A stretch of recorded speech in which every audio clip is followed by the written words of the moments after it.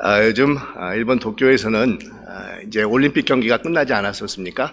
하지만 연이어서 계속해서 이 장애우들의 올림픽이라고 하는 패럴림픽이 지금 진행 중에 있습니다.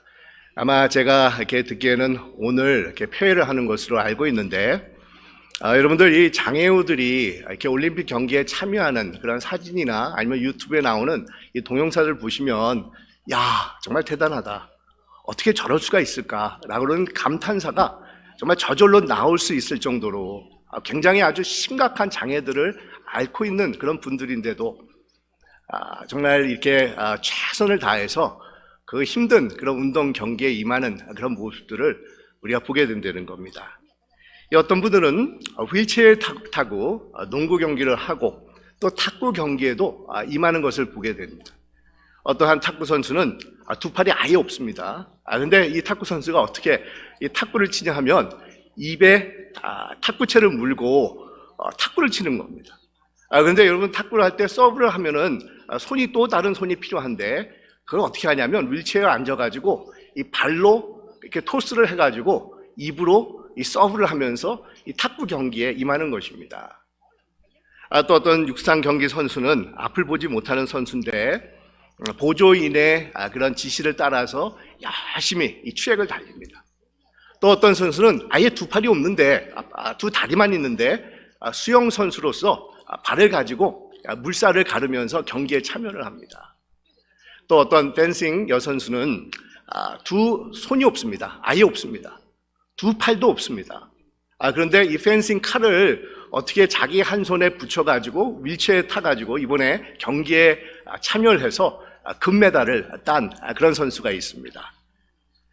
이렇게 다들 아주 심각한 중증 장애들을 가지고 있지만 자신들에게 주어진 환경에 굴복하지 않고 아주 정말 씩씩하고 용감하게 이 경기에 나서는 그런 모습들을 보면서 참 대단하다라는 그런 생각이 저절로 나오게 된다는 겁니다.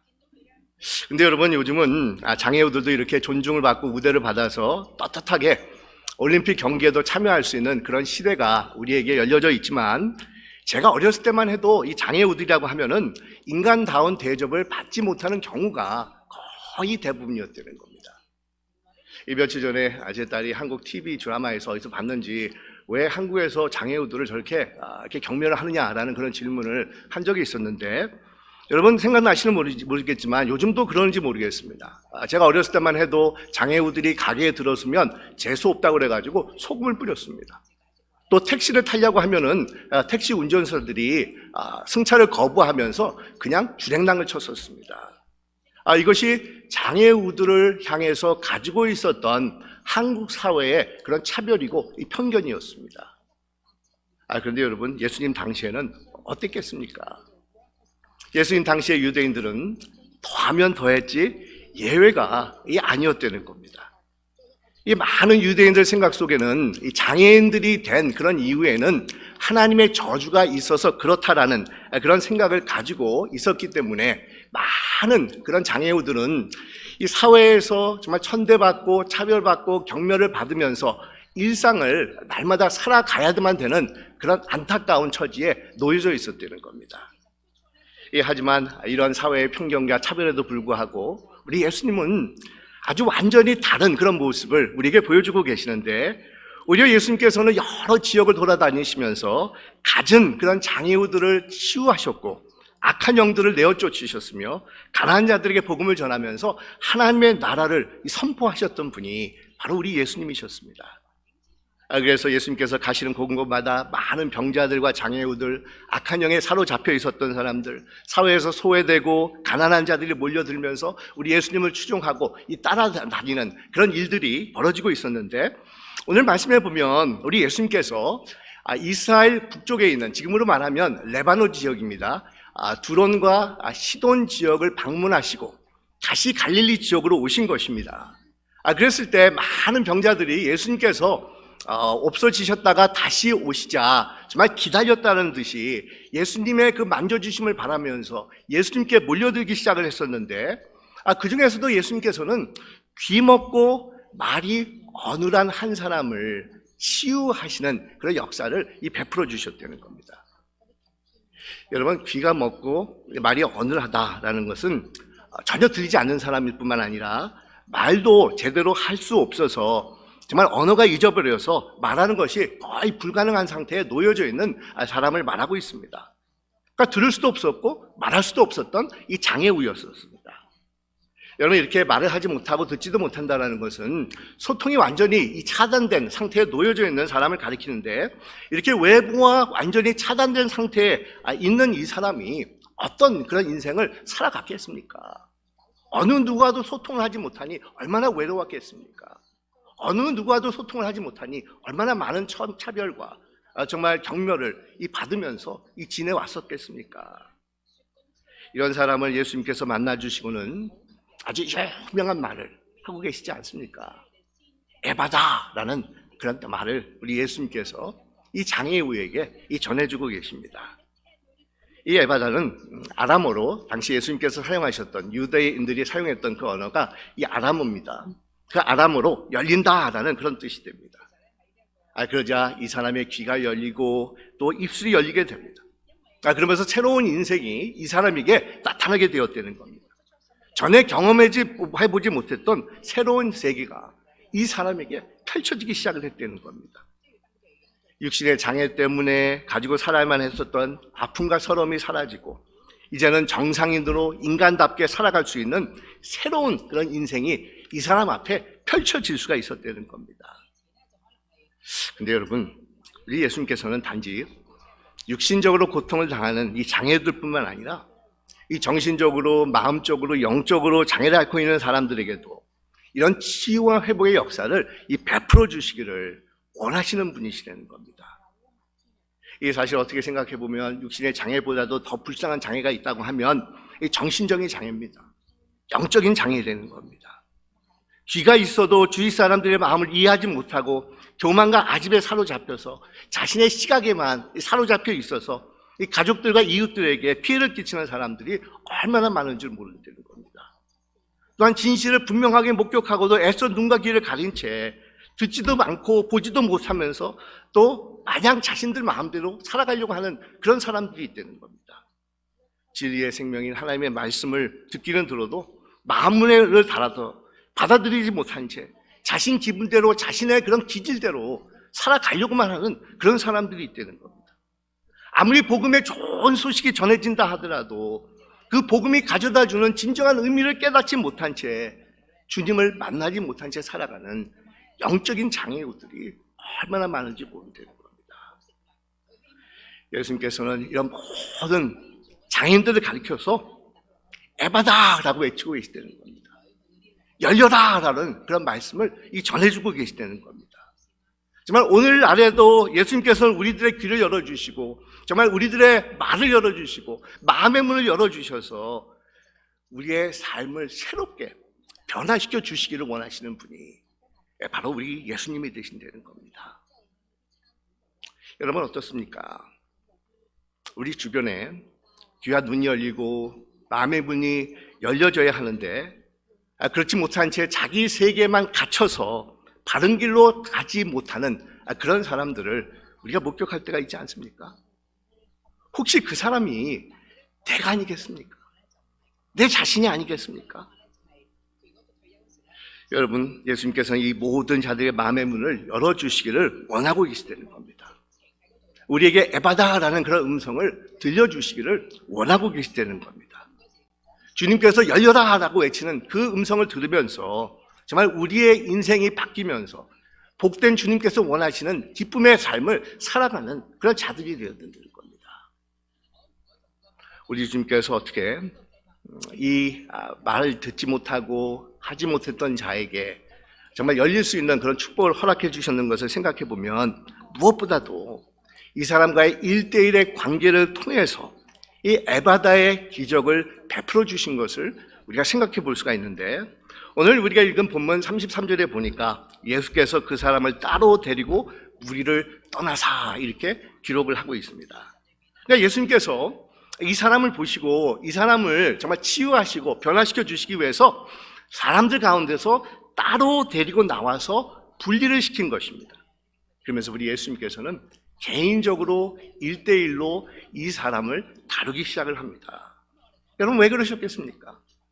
왜 이렇게 이 사람을 따로 데리고 나오셔서 이 사람과 1대1로 대면을 하고 계시겠습니까? 아마 듣지도 못하고 또 말도 제대로 못하는 이 어느한 사람을 공개적으로 많은 사람들 앞에서 치유를 베풀었다고 하면 굉장히 수치감을 느꼈을 것이기 때문에 우리 예수님께서는 이 사람을 위해서 따로 데리고 나와서 1대1로 이 사람을 대하기 시작을 했다는 겁니다.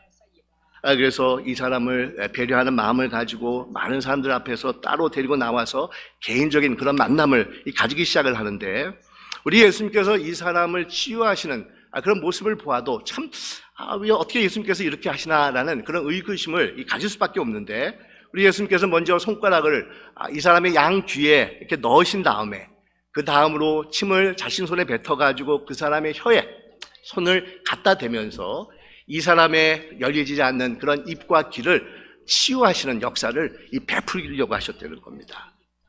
근데 여러분 한번 생각해 보십시다. 우리 예수님께서 이런 행동을 꼭 하셔야만 치유의 역사를 베푸실 수 있는 분이십니까? 그렇지 않지 않습니까? 우리 예수님께서는 전능하신 하나님으로서 충분히 어떠한 행동도 취하지 않고 치유를 베푸실 수 있는 분이셨다는 겁니다. 하지만 우리 예수님은 말할 들을 듣지 못하는 그런 자였기 때문에 이런 행동을 통해서 이 사람에게 사랑과 관심을 불어넣어 주시기를 원하고 계셨던 것이라는 겁니다. 우리 예수님께서 양손을 귀에 대고 침을 묻혀서 혀에다가 갖다 대었을 때 아마 이 사람 마음속에는 예수님이 자신에게 무엇인가를 도와주려고 하는구나라는 그런 마음을 가지게 되었다는 겁니다. 이같이 예수님은 각자가 처한 상황을 잘 알고 계시면서 우리에게 정말 각 사람에게 필요한 방법으로 다가오셔서 우리를 만져주시고 우리를 치유의 삶으로 인도해 주시는 이 분이시라는 겁니다. 그러니까 예수님은 나의 처지를, 나의 입장을 잘 아시는 분이시라는 겁니다. 나의 고민을 아시고 나의 좌절과 내가 숨기고 싶은 그런 비밀까지도 다 헤아리고 계시는 분이 바로 우리 주님이 되어주신다는 겁니다. 내가 가지고 있는 두려움과 불안을 또한 아시면서 정말 나를 개인적으로 다가오셔서 내가 처한 입장을 충분히 이해하고 나와의 1대1의 관계 속에서 나를 변화시켜 주시기를 원하시는 분이 바로 우리 주님이 되어주신다는 겁니다. 심지어는 주님께서 나는 절대로 모르겠지, 정말 내 사정을 우리 주님께서 어떻게 아시나라는 그런 생각을 가지고 있을 때에도 어김없이 나의 속사정을 잘 아시면서 찾아오시는 분이 바로 우리 주님이 되어주신다는 겁니다. 이 마가복음 5장에 보면 우리 예수님께서 혈류병을 12년 동안 앓았던 한 여인을 치유해 주시는 그런 사건이 소개가 되고 있는데 이 여인은 자신의 수치스러운 그런 병을 숨긴 채 우리 예수님께 어느 누구에도 알리지 않고 그냥 조용히 다가가지 않습니까? 우리 예수님 주변에는 많은 사람들이 밀고 당기면서 따라다니고 있었습니다. 그런데 이 여인이 그냥 가냘픈 손으로 예수님의 옷자락을 만졌을 때 우리 예수님께서는 무엇인가 자신에게 파워가 나간다라는 것을 느끼고 계셨다는 겁니다. 그러면서 그 여인의 정말 가냘픈 손길을 알아채리시면서 그 여인의 10년 동안 앓았던 혈류병을 치유해 주시는 사건을 일으켜 주셨습니다. 이뿐만 아니라 민족의 반역자라고 어느 누구도 상종하지 않으려고 하는 이 삭개오가 예수님이 지나간다는 소식을 듣고 만나고 싶어가지고 보고 싶어서 뽕나무 위로 올라갔었을 때 먼저 삭개오를 알아보고 삭개오야 이제 그만 내려와라, 내가 오늘 내 집에 거하겠다라고 말씀하신 분이 바로 우리 예수님이셨다는 겁니다. 우리는 종종 인생을 살아가면서 이런 생각을 가져볼 때가 있는데 지구상에 수억만 명이 존재하고 있는데 과연 하나님께서 나 같은 보잘것없는 사람을 알고 계실까? 정말 내 마음을 잘 이해하고 계실까? 정말 내가 가지고 있는 기도 제목, 내가 가지고 있는 고통, 정말 마음의 상태, 나의 아픔을 하나님께서 헤아리고 계실까? 이런 궁금증을 가져볼 때가 있습니다. 그런데 여러분, 그렇다는 겁니다. 우리 하나님께서는 우리의 사정을 속속들이 잘 알고 계시는 분이시라는 겁니다. 그 많은 사람들 중에서 나같이 미약하고 부족한 사람을 꼭 기억하시고 정말 핀센트로 적은 헤어를 뽑아내는 것처럼 나에게 다가오셔서 내가 가지고 있는 문제를 1대1로 정말 해결해 주시기를 원하시는 분이 바로 우리 하나님이 되어주신다는 겁니다. 여러분, 우리 주님께서는 우리에게 다가오셔서 우리의 이름을 부르고 계십니다. 제가 복음서를 읽을 때마다 늘 감동이 되는 것은 우리 예수님께서 한 사람 한 사람의 이름을 부르고 계시다는 겁니다. 이때로는 우리가 이름 없이 살아갈 때가 많이 있지 않습니까? 그냥 목사님, 누구누구 엄마, 뭐뭐 하는 사람, 이렇게 우리가 이렇게 호칭을 받으면서 정말 우리의 개인적인 그런 존재가 상실된 가운데서 살아갈 때가 참 많이 있는데, 우리 선한 목자 되시는 예수님께서는 자신의 양의 이름을 각각 부르시면서 인도해 내시는 분이 되신다는 겁니다. 그러니까 나의 사랑하는 딸아, 정말 내가 사랑하는 아들아 라고 하시면서 우리에게 다가오시면서 나를 정말 1대1로 만나주시는 분이 우리 하나님이시라는 겁니다. 사랑하는 장수나, 내가 네 아픈 마음을 잘 알고 있다. 너의 고충을 잘 이해하고 있다. 내가 너와 함께 한단다 라고 우리 한 사람 한 사람 개별적으로 다가오셔서 우리를 위로해 주시고 치유해 주시고 회복시켜 주시는 분이 바로 우리 좋으신 목자 되신 예수님이시라는 겁니다. 사랑하는 여러분, 그렇기 때문에 제가 늘 강조하고 싶은 것이 있다고 하면 개인적인 경건의 시간인 이 큐티를 우리는 생활화해야 됩니다. 왜냐하면 이 큐티를 통해서 우리는 매일같이 주님과 교제하고 내게 주시는, 정말 나에게 허락해 주시는 하나님의 음성을 들을 수 있는 자가 되기 때문이라는 겁니다. 우리 예수님께서도 이 바쁘신 사역 중에서도 우리를 피하여 늘 한적한 곳을 가셔서 우리 하나님과 정말 1대1로 교제하는 그런 시간을 가진 것이 성경에 기록되고 있는데, 이 종교개혁자인 마틴 루터는 사역을 감당하면서 너무 바쁠 때 이렇게 얘기를 했다는 겁니다. 내가 너무너무 바쁘니까 더 열심히 기도해야 되겠다라는 그런 고백을 했다는 겁니다. 여러분, 우리 예수님은 우리로부터 이 귀가 먹고 말이 어눌한 사람을 떼어놓으시고 그에게 1대1로 다가가셔서 이 사람이 가지고 있는 그 필요를 채워주셨던 분이십니다. 우리도 세상의 분주함, 세상의 소음, 세상의 무리들로부터 정말 떨어져서 우리를 1대1로 만나기를 원하시는 주님을 만날 수 있는 이 자들이 되어야 됩니다.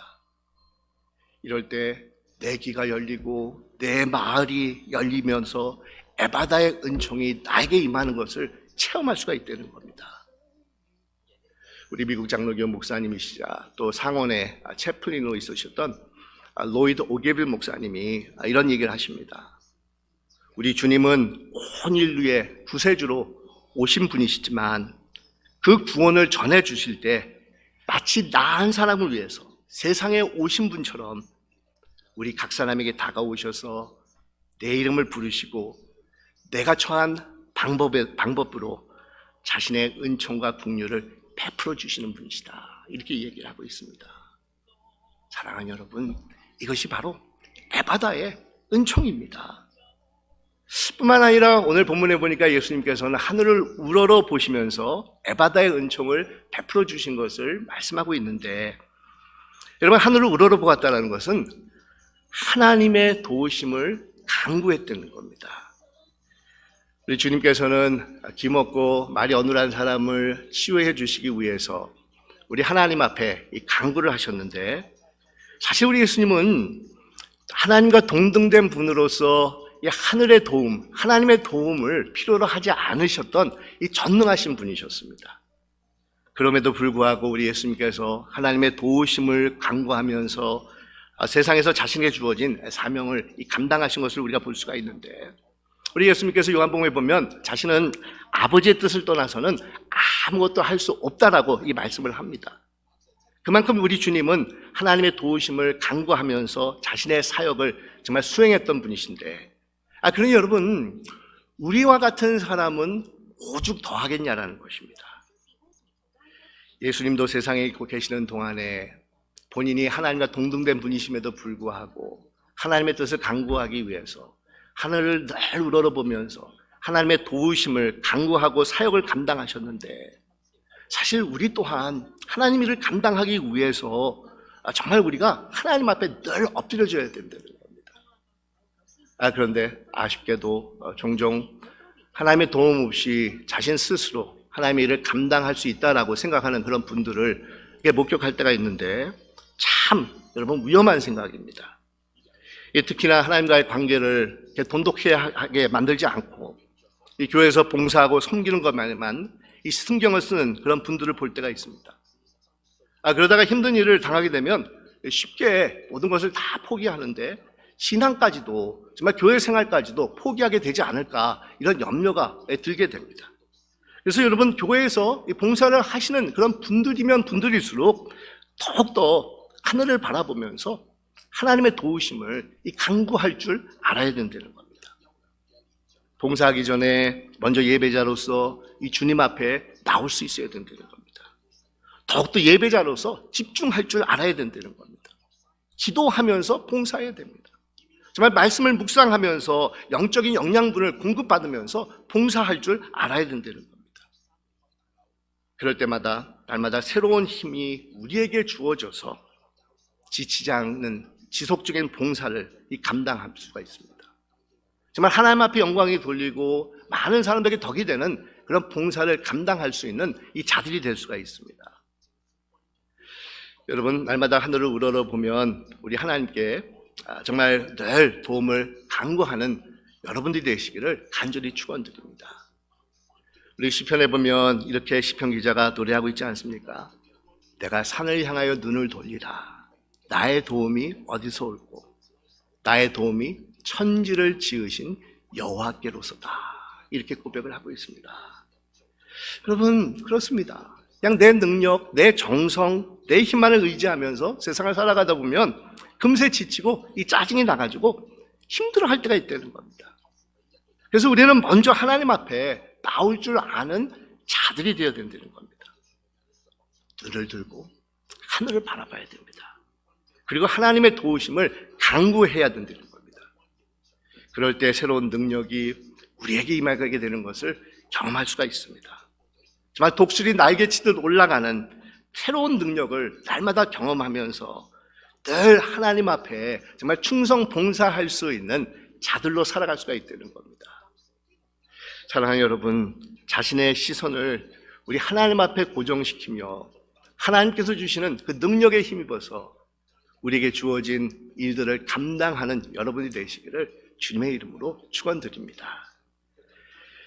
또한 우리 예수님께서는 이 에바다의 은총을 베푸실 때 하늘을 우러러 보시면서 하나님의 도움을 간구하며 에바다의 은총을 베푸셨을 뿐만 아니라 오늘 본문에 보니까 탄식을 하셨다고 기록을 하고 있습니다.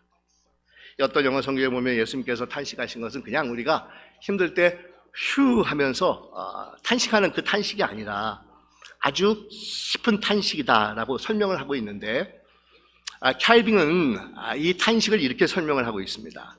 신음 같은 소리로서 우리 인간의 가엾은 처지를 동정한 데서 나오는 깊은 탄식이다, 이렇게 설명을 하고 있다는 겁니다.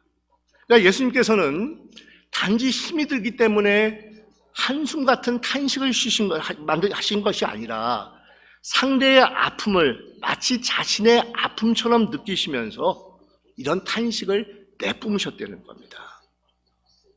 여러분, 정말 의미심장한 탄식이지 않습니까? 이 탄식의 의미를 우리가 이해하기 위해서 우리가 탈무드의 말씀을 우리가 한번 생각해 볼 수가 있는데, 우리 탈무드에 보면 이런 이야기가 있습니다.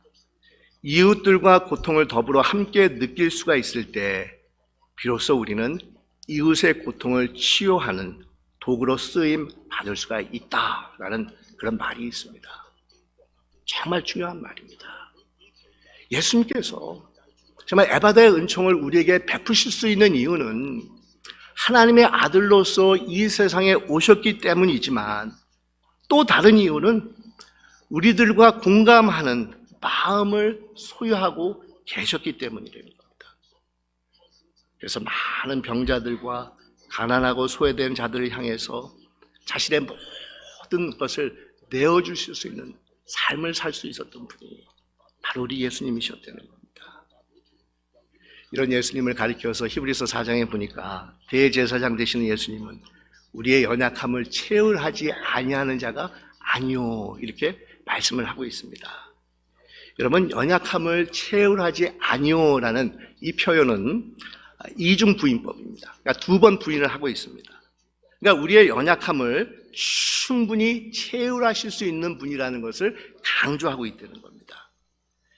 여기서 이 체휼이라는 단어는 요즘 우리가 사용하는 성경에는 동정이라는 그런 단어로 정확하게 번역을 해 놓았는데, 충분히 우리들이 가지고 있는 연약함을 동정할 수 있는 분, 체휼할 수 있는 분이 우리 예수님이다 라는 말씀을 전해주고 있다는 겁니다.